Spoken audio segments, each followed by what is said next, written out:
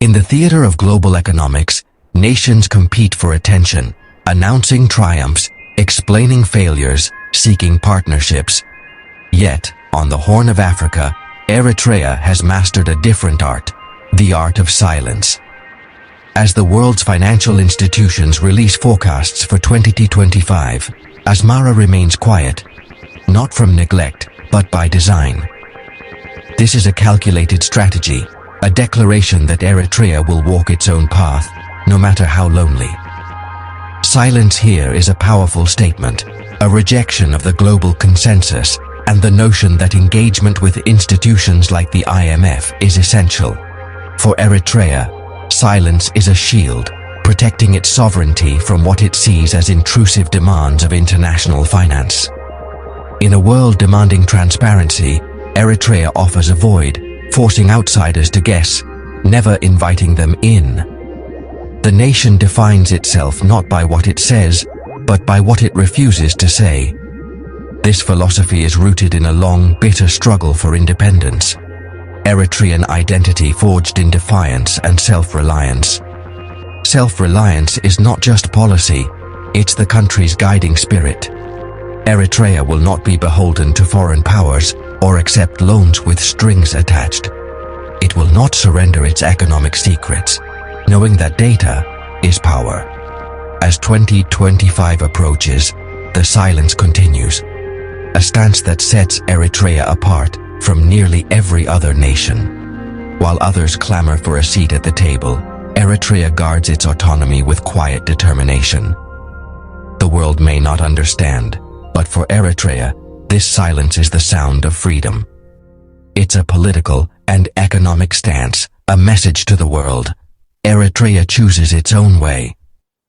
In the global cacophony, Eritrea's silence is deliberate, defiant, and deeply meaningful.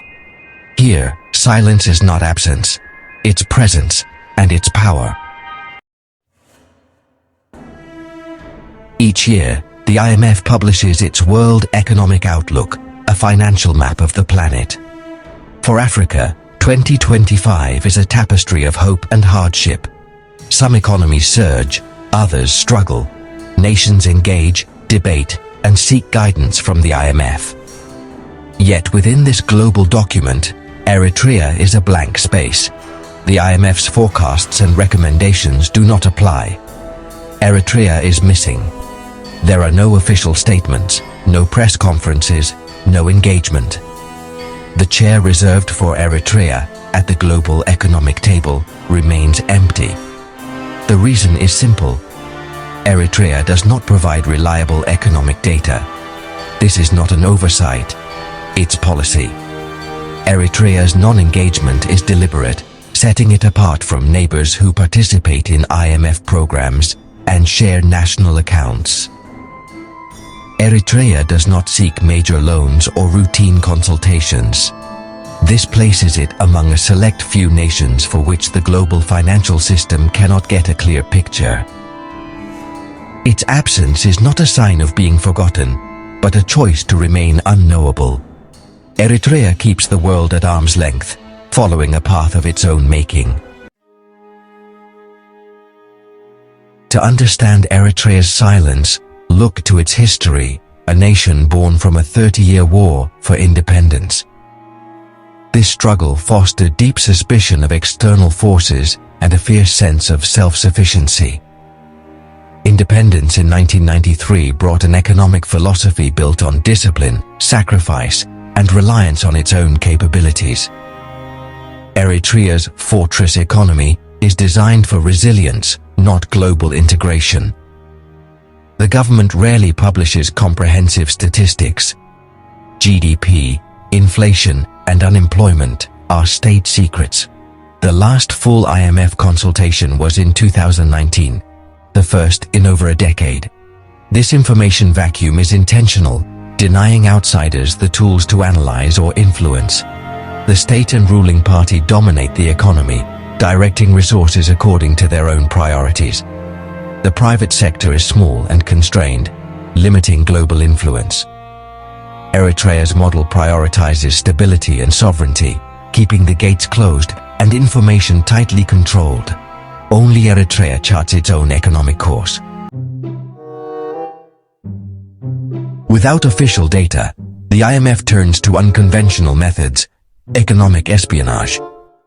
Satellite imagery becomes a proxy. Nighttime lights reveal economic activity, while daytime images track mining and port operations.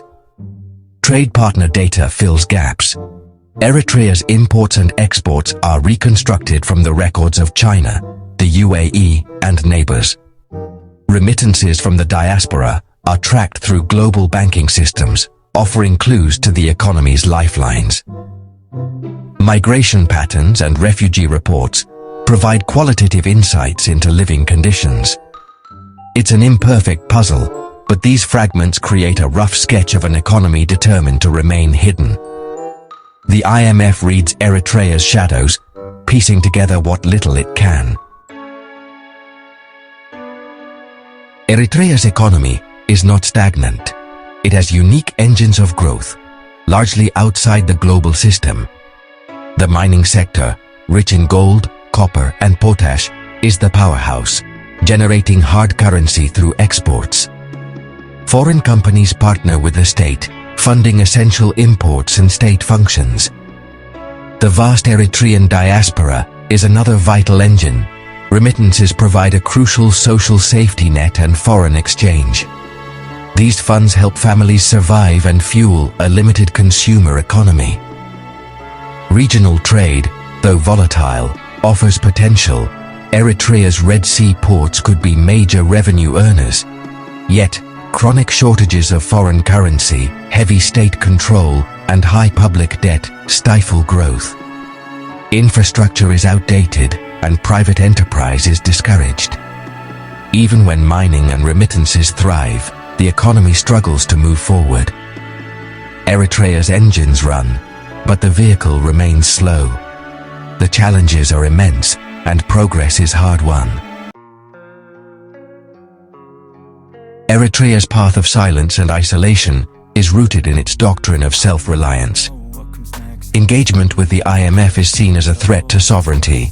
IMF conditions like privatization and austerity are unacceptable intrusions. The government believes external aid creates dependency, preferring slow, state-directed development. National service and state control are central. IMF reforms would challenge these pillars. By remaining silent, Eritrea shields its political structure from external scrutiny. For Eritrea, silence is the ultimate expression of independence, a shield against a world it does not fully trust. Eritrea's uniqueness is starkest when compared to its neighbor, Ethiopia. While Eritrea builds a fortress, Ethiopia has opened its doors to the IMF, trading some sovereignty for financial lifelines. Ethiopia's reforms, liberalizing markets, increasing transparency, contrast sharply with Eritrea's isolation. Eritrea's leadership views Ethiopia's path with skepticism, seeing IMF conditions as a loss of control. Eritrea's silence is its counter-argument, enduring hardship to preserve autonomy. The lifting of UN sanctions in 2018 did not change Eritrea's stance.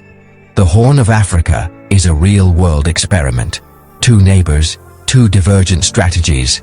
The world watches to see which path leads to lasting progress.